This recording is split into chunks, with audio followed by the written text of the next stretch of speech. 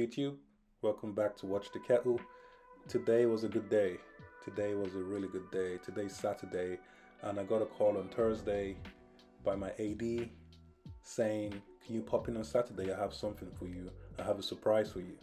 So I was thinking, what surprise could that be? Because my birthday is next month, and I'll be doing my 30th country, and I wanted a GMT.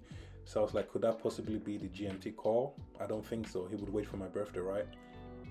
Then I was thinking that could be the call for the Oyster Perpetual green face in 41mm I have down as well. And I was like, I'm not too sure. Anyway, one way to find out is by going to the store, right? So I got booked in for Saturday to go get my watch. Now I have a quick funny story about my friend. So my authorized dealer called him 2 days ago for a sub date that he had actually got registered for a year ago. So he was registered for the no date and the date sub, and he actually declined the date sub because he wanted the no date sub, and that was quite a silly move for him. So I actually told him to call the AD back and get it because you would probably be waiting another year. Surprisingly, he called the AD back and the watch was gone.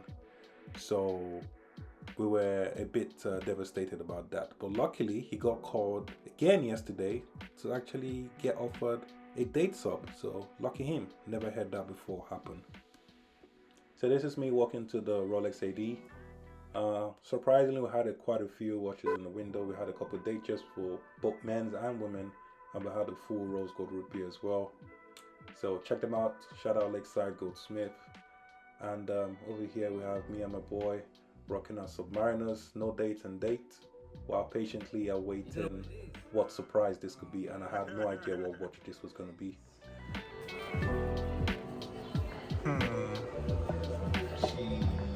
What do you think it is? OP41 green face. Think? What a bet. I told him let's bet 100, but he's not.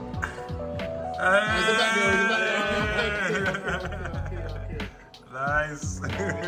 So that was indeed a pleasant surprise, but look at the beauty on this.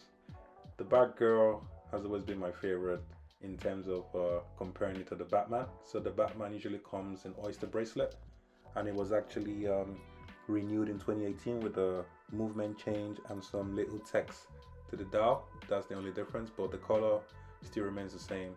The bezel still remains the same.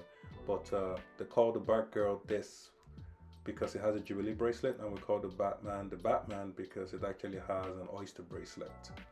So as usual, the AD was willing to desticker the watch for me as part of their protocol, and as always I tell them if I'm paying for the watch I have to desticker the watch myself. So this is me destickering my watch, having to take out all the stickers from every corner and give it back to the AD to actually inspect if I've actually taken off all the stickers or not. So while I desticker my watch, I actually registered for this watch September 2023, and I'm getting it in May 2024. So that took around 8 months to actually get. Also, I registered for the green face Oyster Perpetual 41mm in July last year 2023, and that still hasn't come. So that just goes to show you that the OP is a bit more sought after, or should I say a bit more hard to come by nowadays than the Batgirl. But nevertheless, I'm actually really happy. I got this in time for my birthday, which is going to be in June. So I'm going to put this away till then, and also a way to mark my 30th country as well. So this being a GMT is a traveler's watch, so you can track up to 3 time zone. I love traveling. That's one of my biggest hobby. I'm into travel photography. So having these milestones are actually really special to me. I had the root beer January this year to mark 2023 as my biggest year of travel, where I did a different country every month. And now I'm having the Batgirl, another GMT, to mark my birthday in June, and also to mark my 30th country in June as well, that I'll be visiting. So watches are a way for me to mark achievements and milestones in my life, and there's no better way to do it with a GMT since I'm a big traveler as well.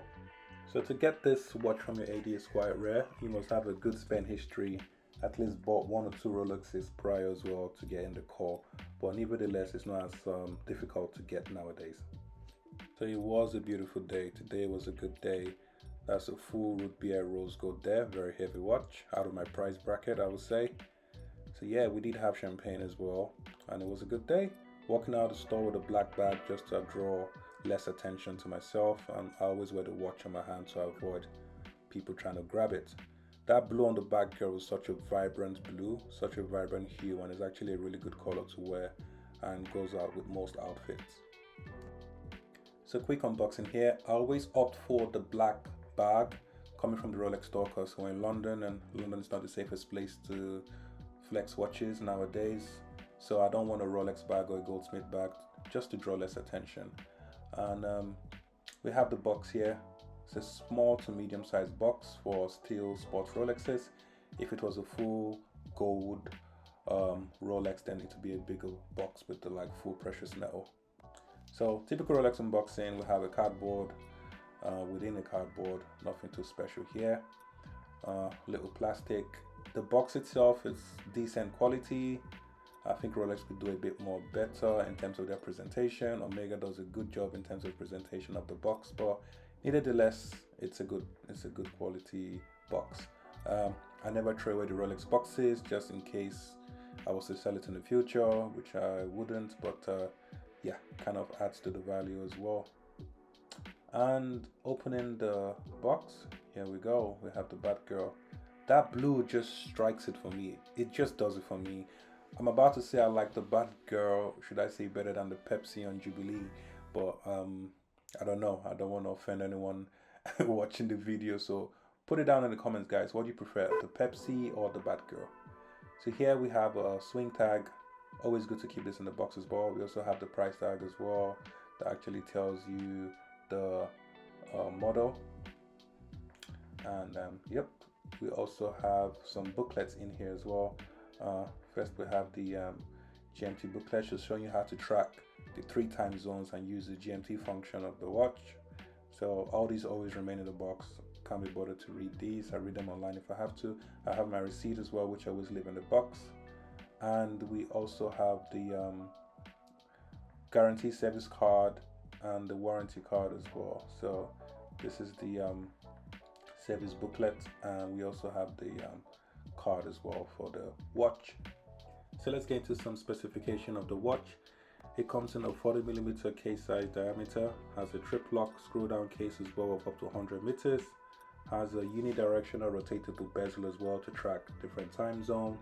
The movement is the 3285 caliber, so giving +2 or -2 seconds a day of accuracy, and also has a power reserve of 70 hours, meaning if you take this watch out of your wrist on a Friday and put it on your dresser, pick it up back on Monday, you will still have the watch gliding and keeping accurate time.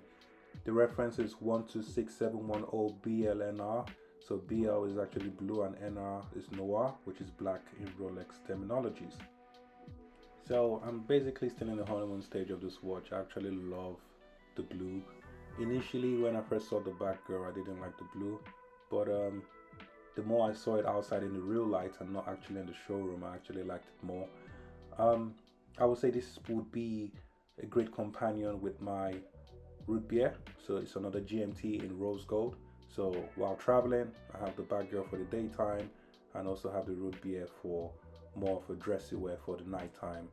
So these 2 watches would be my best travel companion. So at least I could track 2 time zones, my home zone and my away time where I am. So the major differences here between these 2 Rolex GMT-Master II, the root beer on the left, the 126711 CHNR, and the Batgirl on the right, still need to get used to that reference number, is the bracelets. So on the left here, the root beer has that oyster bracelet and it comes in precious metal, and on the right here we have the Jubilee bracelet and that comes in stainless steel on the Batgirl. So those are the 2 main differences. So one has precious metal, one has steel, and one has an oyster bracelet and one has a steel bracelet. Note, you can still get the Batgirl in an oyster bracelet, which is called the Batman, as previously said, but you cannot get the root beer in a Jubilee bracelet. It only comes in an oyster bracelet. So I'm quite lucky to have, should I say, in my opinion, the best 2 GMT-Master IIs from the Rolex catalog. And some wrist shot here, trying to model the watch. So as you can see in the sunlight, it hits that blue and becomes really vibrant. That hue is actually lovely. It actually sets the tone for this watch being blue. So if you love blue and you're a fan of blue, you cannot go wrong with the Batgirl. I think this is a good everyday piece if you don't want a Submariner, which is conventional to every finance dude out there or broker dudes. I would say get this. It has a bit of color, it's a bit exciting, and I think it's one of the best GMTs out there. Anyways guys, thanks for watching. I really appreciate you. Like and subscribe, and I'll see you all in the next video. Peace.